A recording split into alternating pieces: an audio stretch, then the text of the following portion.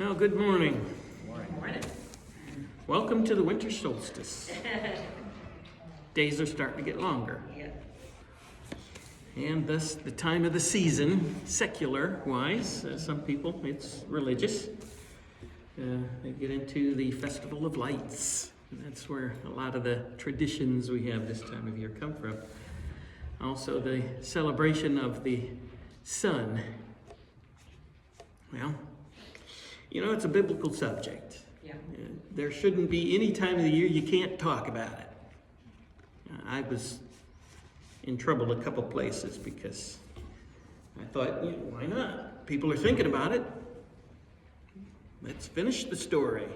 The coming of Jesus was great. It was a very important biblical doctrine. The virgin birth was prophesied and never duplicated. Only God could do that. So there you got it. And that's, probably wasn't in winter though. If they're going to travel to be counted for a census, going to their ancestral homes, it was always in the springtime. The sheep out in the field, the shepherds with the sheep out in the field, not this time of year, even in the Mediterranean. It's dry season and it's dangerous for them. So just a lot of different things were added in. But as Paul says in Romans, if a man wants to keep it and he keeps it to the Lord, leave him alone. Let him do it. There's nothing wrong with that. God takes any attention we provide for him.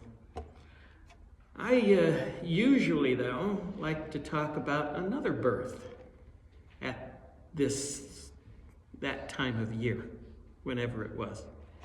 Actually, one that took place about 6 months earlier. And it really started me thinking as a kid when I looked at this one incident in Jesus' ministry. Matthew chapter 17, it's also found in Mark chapter 9, and I didn't have it up there for you, but it's also in Luke chapter 9.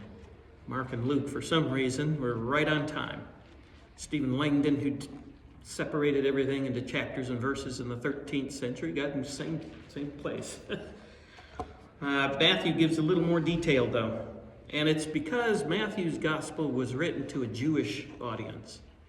You can see so many references there to the prophecies. And for the Jews, if you're going to have Messiah come after all the centuries of preparation, you had to have him coming from the lineage of David back to Abraham, and you had to show him fulfilling all of the prophecies. And someone who I used to think had way too much time on their hands figured out how many prophecies there were for Messiah, and he stopped counting after 600. And he said, I still got lots of more work to do. But can you imagine one life fulfilling over 600 prophecies perfectly, what the odds would be? And he said it like this, and it was in Moody Press or something. I was looking at that. It interested me, at least for that article.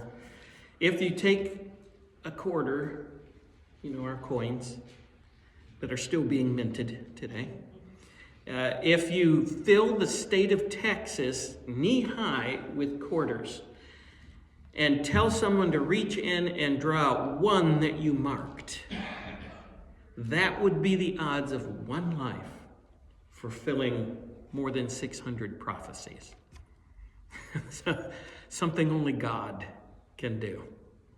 But Matthew constantly is his stories about Jesus are basically, this is the person we've been prepared for. He said this according to what the prophets said. He did this according to what the prophets said and did.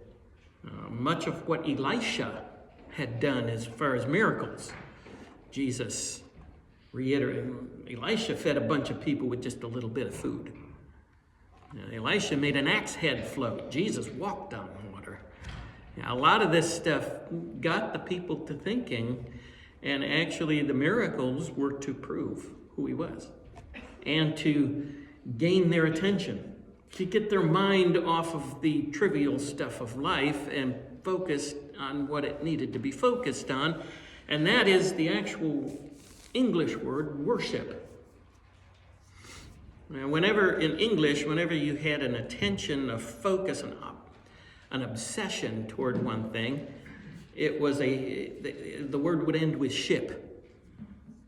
So if you're focused on your fellows like we are when we meet together, we have fellowship. If you're focused on your studies and learning, that is a scholarship. So when you're focused on the only one who is truly worthy of all of your attention and time, that is your worthyship. And that's where worship comes from.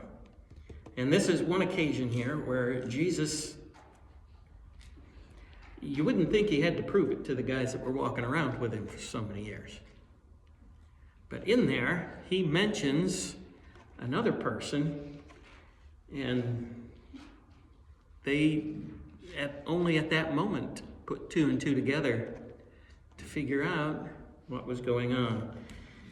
Chapter 17 of Matthew. I'm just going to read from Matthew because, it just talks about the prophecy, mainly about what takes place here. And Peter will write about it in his letters. We were there when we heard the voice on the mountain. There's an important thing in that. Now it says 6 days later, this is from, you have to read chapter 16 to figure out what that was. Jesus took with him Peter, James, and John. Only what they call the inner three. Those three guys had special, personal time with Jesus. John, the brother of James. So the two brothers formed a team. They come up later with their mother. Yeah, let my boys sit at your, okay, Mom, come on. Can you imagine the guys? Oh, Mom, come on, Mom. Well, she thought that would have some weight. Yeah. Anyway, they were the three that will have some very intimate information that the others didn't have. So Matthew had to have learned that from these guys. He led them up a high mountain by themselves. There, he went through metamorphe in the Greek. Meta is your substance. Morph means to just gradually change over. We see morphing in a lot of our videos and stuff when you change scenes and it opens up somewhere else and it's real smooth. So how that took place, we don't know. And that bothers me because I like to put myself in the story and see what happens there. Somehow he changed from being a physical being to a spiritual one. And anytime people had observation with a spiritual being, what did that spiritual being or angel have to say? Every time. Don't be afraid. Wouldn't you get a complex if you had to tell people not to be scared every time you went? I scared one of the girls at work the other day. She was coming around the corner. Ah! And I said, yeah, I have that effect on people. But I'm glad it's not always. Daniel had many angel visits, and he fainted. It was so awestruck. He said, I fell on my face like a dead man. Yeah. Isaiah, same thing. What it looked like here with Jesus, don't know. But it caught these guys' attention, and they never forgot it. It was something that was burned into their memory banks. Well, he was transfigured. His face shone like the sun. His clothes became white as light. They were just glowing. And usually with glory, I always say it like that because when I was a kid, there was a guy preaching one of these seminars that came to our church, and he was from down south. And he wanted us to know that drew your attention. And so he encouraged us all to say, don't say glory, just say glory. It drew all the attention to him. And just like the night lights at night used to, when I grew up, the car dealers used to do a searchlight, left over from World War II, and bring people into the lot to see what his sale was. Drew your attention. You couldn't miss it. Well, then, just then, there appeared before them Moses and Elijah talking with Jesus. I thought these guys had died long before this event. And it has always bothered me. I'm going to ask this question when I get to heaven. How'd you know that was Elijah and Moses? You hadn't seen them? The social animal I am always thought that they come up there and saw the three guys, say, "Hey guys, how you doing? I'm Elijah. How you doing?" Moses here. Good to see you. I don't know how they identified him. But you know what those two represent? They represent what we call the Old Testament. They called it the law and the prophets. Tethavim, Torah, and the law was given through Moses. And why Elijah represented the prophets in their mindset and philosophy, I don't know. He's a good representative, though. He never wrote anything. It was only written about him. And he failed, just like Moses. Moses didn't make it to the promised land, yet he represented the law. And in Jesus' day, Sadducees and the Pharisees put Moses up and almost considered him Messiah.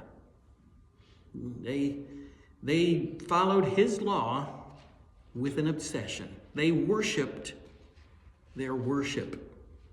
And that can happen today. We can be so focused on the symbol that we forget what it represents. My dad being an elder in the church while I was growing up, I heard all kinds of fights over these trays. And whether or not you had to have the cover off when you prayed for them. Okay, we're more focused on the symbol than on what it represents. Come on, let's get together here.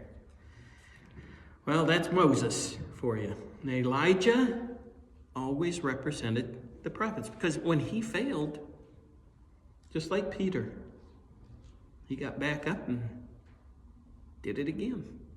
He's one of a few in Scripture that never died.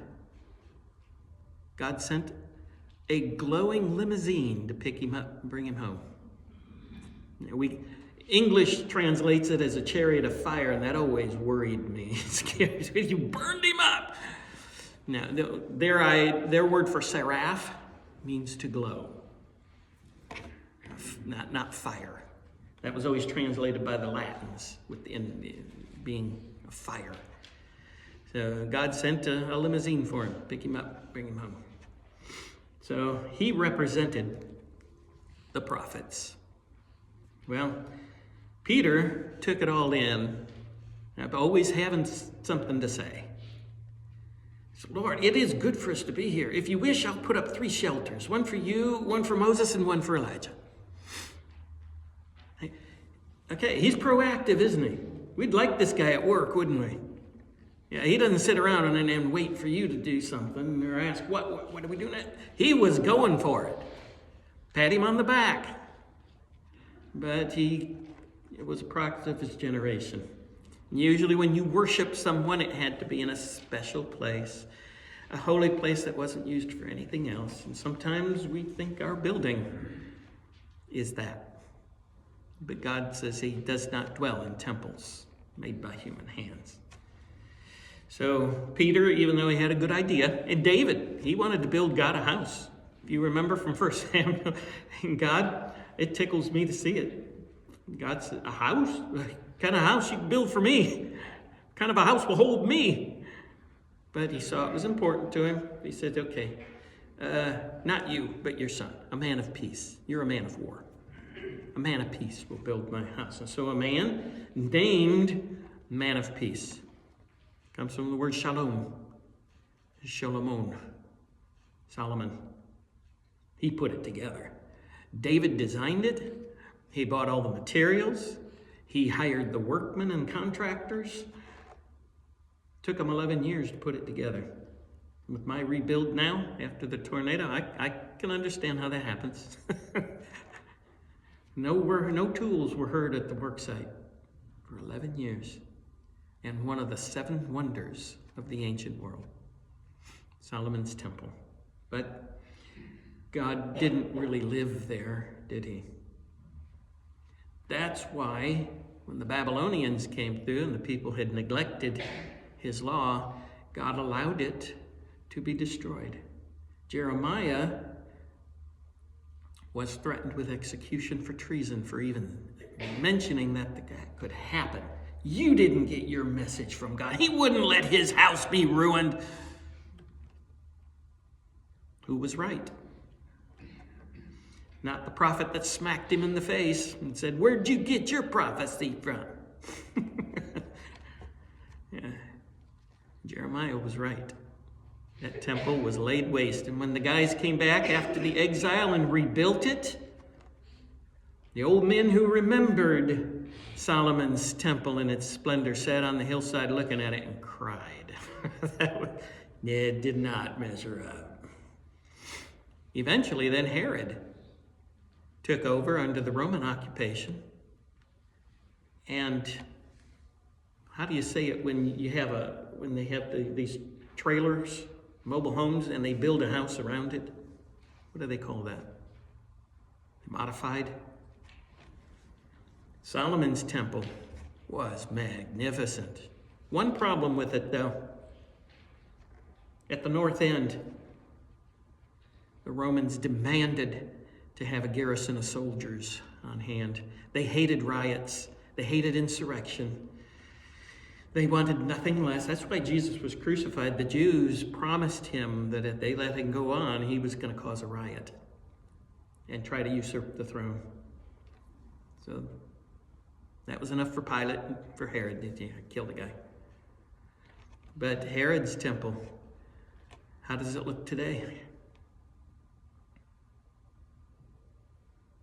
There's only one wall still standing. And now the people there worship the wall. Yeah. God didn't live there. Paul says now your body is the temple of the Holy Spirit. So anywhere we go, individually and collectively, Jesus says, I'll never leave you nor forsake you. I am with you always. That's the temple. So they didn't need shelters, did they? But it was a good idea that Peter had. I mean, he was thinking about respect and showing honor. And he wasn't thinking of just putting up tents. He wanted a very magnificent, ornate place. So, well, while he was still speaking, a bright cloud enveloped them. And a voice from the cloud said, "This is my son whom I love. With him I am well pleased." And then what does he say to do? Listen to him. Ooh. Listen to Jesus? Over Moses? Over the voice of the prophets? Are we talking about a new regime here? You're not going to soon forget something like that. And Peter didn't. He put it in his writings. I spoke when I shouldn't have. He saw the day approach when he saw Jesus actually fulfill Deuteronomy chapter 18 and verse 15. That happened when, well, think about yourself with the Israelites out in Sinai. You're at the foot of the mountain. Are you allowed to touch the mountain? What happens if an animal touches it? Stone it to death. And this mountain is on fire. I'd try to get away. I don't know about you. Moses went up there for over a month. No word or sign from him. Okay, he's gone. Let's put together an icon of the God that we worship, and we'll continue on our way without him. And then Moses showed up, didn't he? The 2 tablets, they're not worthy. And it said he threw them down. He didn't drop them out of his hand. No. Well, then the people begged Moses in Deuteronomy chapter 18. This is too much for us. Paul mentions this in his letter in 2 Corinthians. This is too much. It's terrifying. Even Moses said, I tremble with fear. To Moses, you go up on the mountain, you talk to, and then you come back and tell us what he said. And God said, okay, that's a good idea, but not for right now. I will raise up for you a prophet from among your own people. And he will prepare the way for my answer to the sin problem.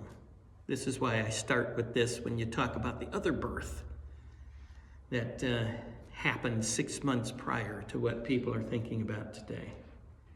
Well, when the disciples heard this in verse 6, they fell face down to the ground, terrified. They were now worshiping, and it seems reasonable to me, worshiping at Jesus' feet. He is the one who was worthy of their attention, since God said, you listen to this one. These others, they're good. Know what they say, follow what they do and say. But this is the one you listen to, you focus on. Jesus, though, being the kind, merciful person he is, he didn't put them in their place and make them feel bad and guilty. Came over and touched them. Get up, he said. Just like the angels. Don't be afraid. When they looked up, they saw no one except Jesus.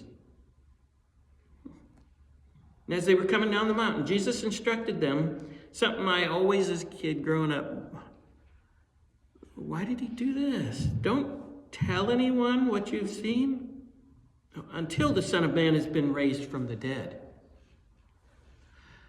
If you look at the chronology here, that's the first time they ever heard about that.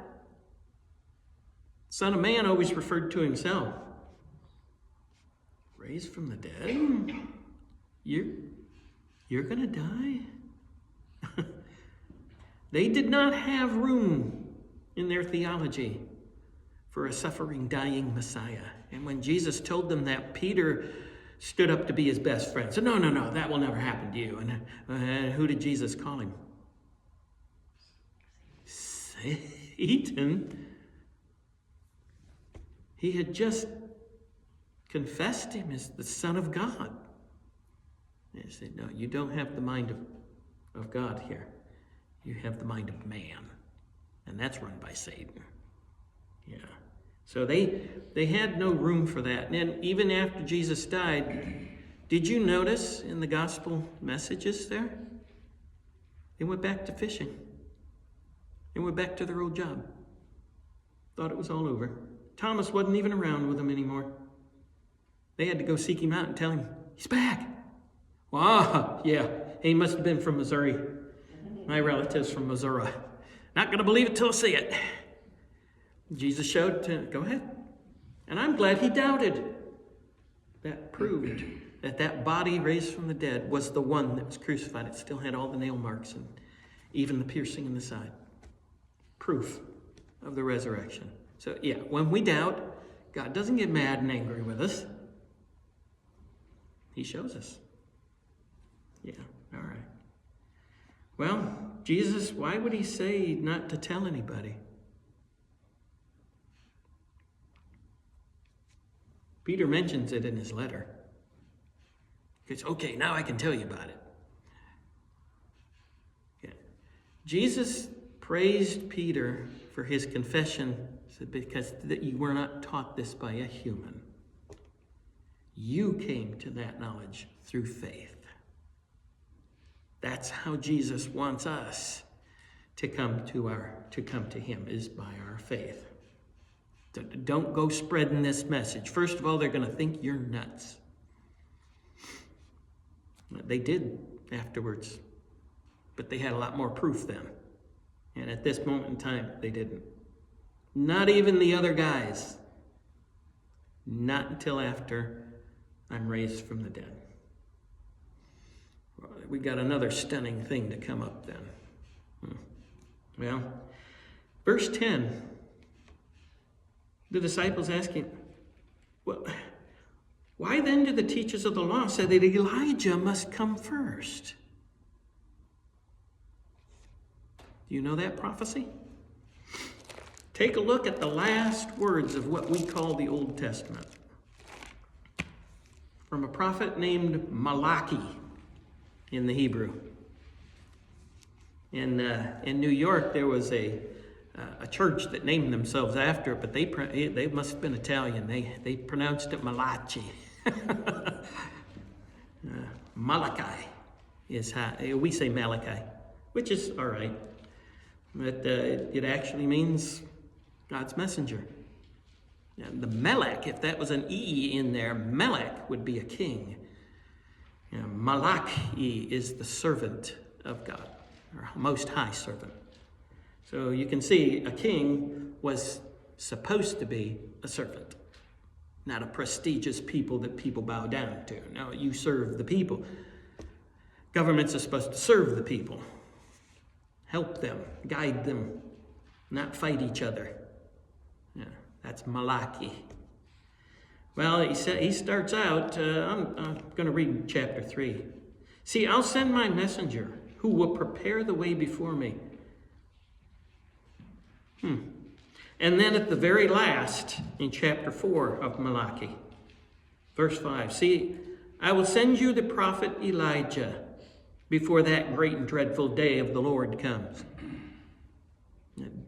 Dreadful day of the Lord. There were a bunch of days of the Lord. There was just something that happened that caused people to stop and reflect and think and reflect on themselves and how they stand up against God. And during crucifixion and resurrection, the disciples especially, were we duped?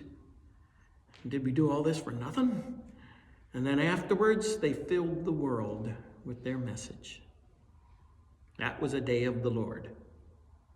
But it was going to be frightening. When Jesus comes again, it's going to be a day of the Lord.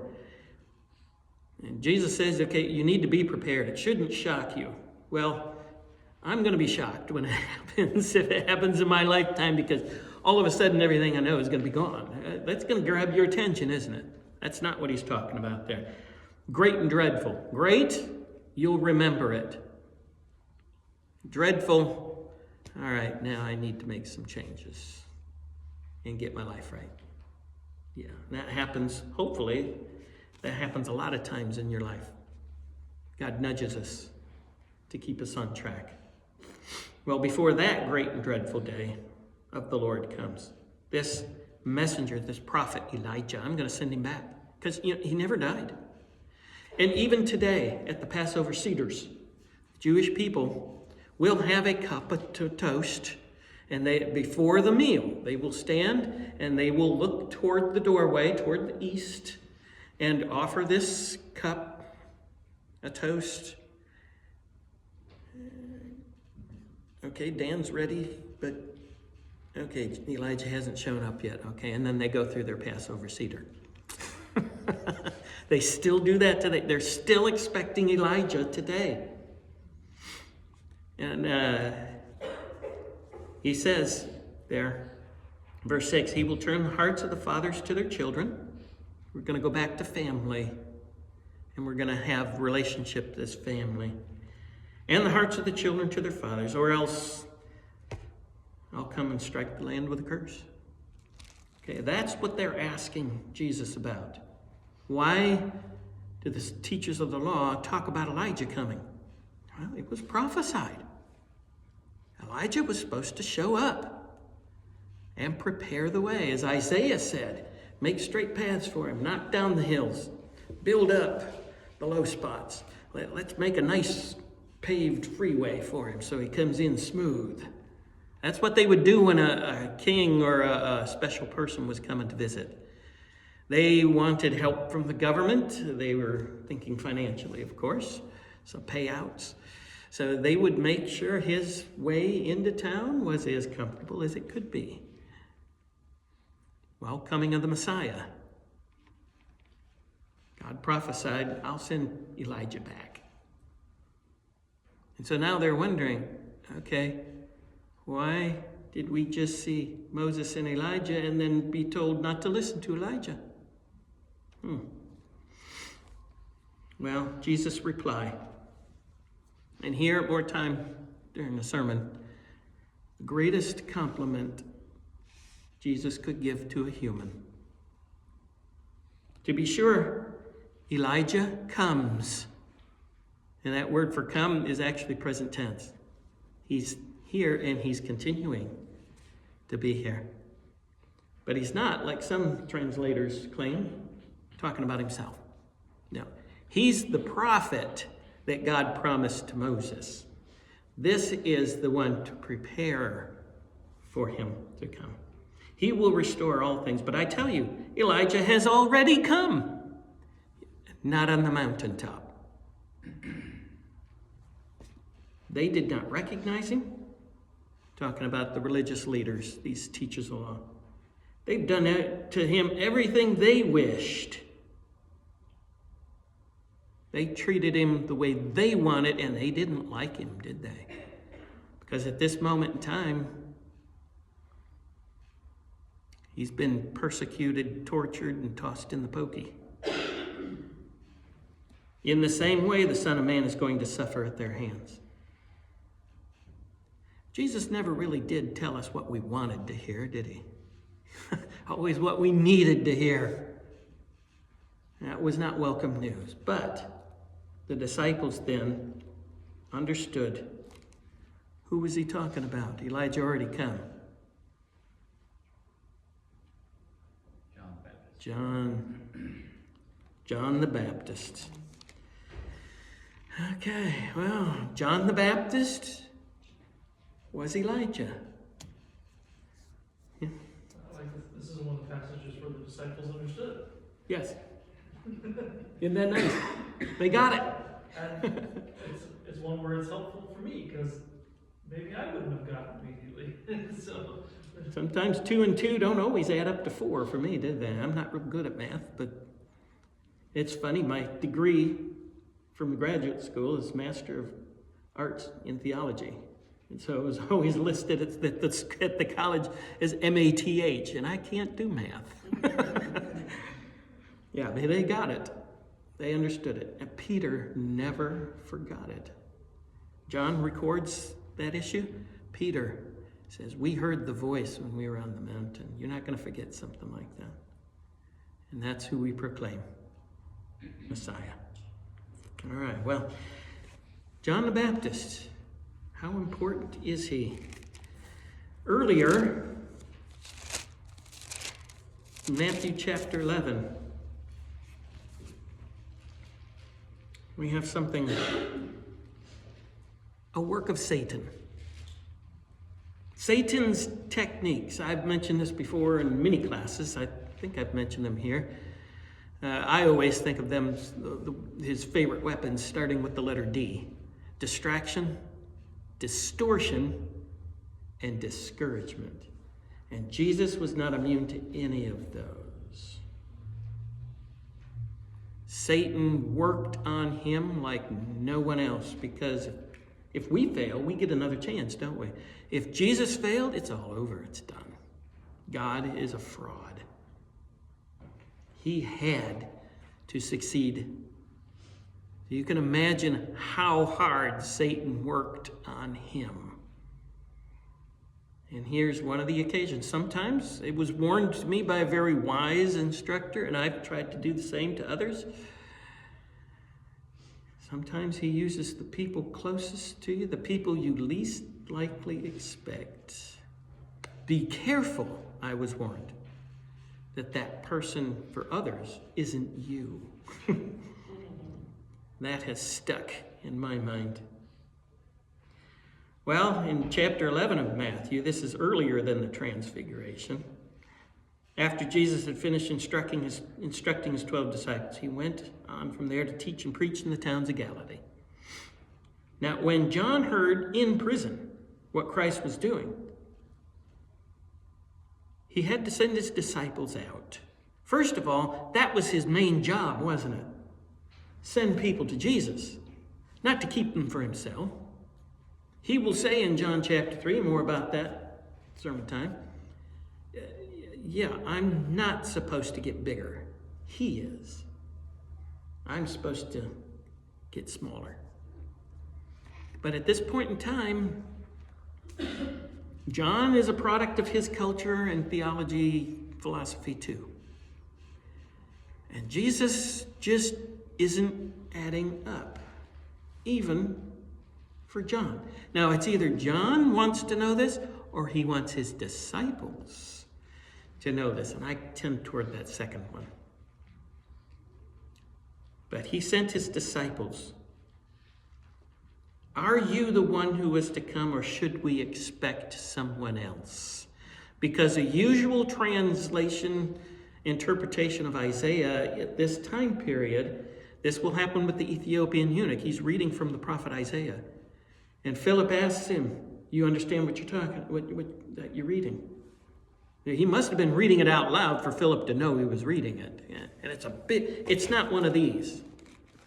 It was a huge scroll that took multiple people to carry. He's in his chariot, which is probably like a stagecoach, opening it up and reading. And the guy says, is he talking about himself or someone else? Same question. Are you the one, or are you the one preparing for the one? Still not yet fully convinced of his position. Well, Jesus replied in the words of Isaiah chapter 35 and verses 5 and 6. Go back and report to John what you hear and see. So stick around, watch what I'm doing, listen to what I'm saying. The blind receive sight. The lame walk. Those who have leprosy are cured. The deaf hear. The dead are raised. And the good news is being preached not to the financially poor, but to the spiritually poor, to release them from their prison. This is right out of Isaiah. This is why Matthew includes it. Okay, watch and listen. I'm fulfilling prophecy here. That's your answer. Are you the one? Who else could do it? Blessed is the man who does not fall away on account of me. That was for them as well as for John. But you know, when they came with that question from John for Jesus, that had to sting. But as they were leaving then, Jesus began to speak to the crowd. And we'll save this for sermon time because that is coming up. I just want you to go down to verse 11. He's talking about John there. After he had acknowledged him as Elijah, the preparer for the way. Tell you the truth, among those born of women, there has not risen anyone greater than John the Baptist. Wow. Jesus was born of woman. Did Jesus put John ahead of himself? No. He says, yet he who is least in the kingdom of heaven is greater than he. Look around. He's talking about us. Not greater in importance, but greater with things to do for God. Greater in bringing people to salvation, because John is soon going to die. God sometimes allows bad things to happen to good people, doesn't he? Not because they're evil. John's work was done. Jesus is here. And he could not have done his job without John. John's disciples were now Jesus' disciples. The audiences that followed John now followed Jesus. He fulfilled his mission to the nth degree. So that to Jesus is greatness in the kingdom. And the least things we can do to help somebody or to show them the right way, that's greatness for us. We outshine John. Jesus even told the disciples, you're going to do greater things than I've done. Because after I leave, you're going to fill the world with the message. And to God, bringing people back to him is the greatest thing we can do.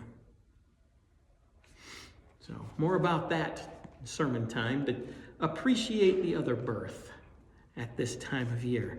It was not just to get people to wake up. He was as much of an example as Jesus should be for us. So we'll talk about that in just a few minutes then.